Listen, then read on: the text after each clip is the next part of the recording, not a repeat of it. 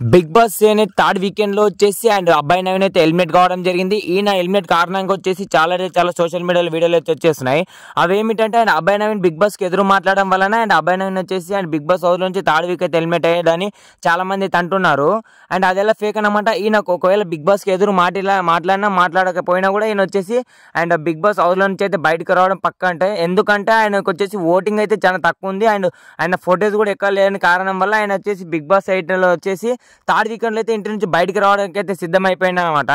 And అబ్బాయి నవీన్ ఇప్పుడు రావడమే ఆయనకు పాజిటివ్ అని అయితే చాలా మంది కామెంట్ చేస్తున్నారు. అది ఎందుకంటే ఇంకా కొన్ని సీజన్లు ఉండి నెక్స్ట్ వీక్ అయినా ఎలిమినేట్ అయ్యే కథ అనమాట. ఆయనకి ఎక్కువ ఫోటోస్ లేదు కదా అండ్ ఆయనకు వచ్చేసి చాలా మైనస్ అయిపోయింది అనమాట ఆయన ఫోటోస్ లేకపోవడం. అందువల్ల బిగ్ బాస్ 8 నుంచి అయితే బయటకు రావడం అయితే జరిగిపోయింది మన అబ్బాయి నవీన్.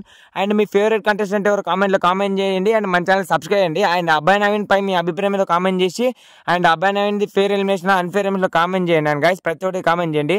మన ఛానల్ సబ్స్క్రైబ్ చేయండి. Thanks for watching. Jai Hind.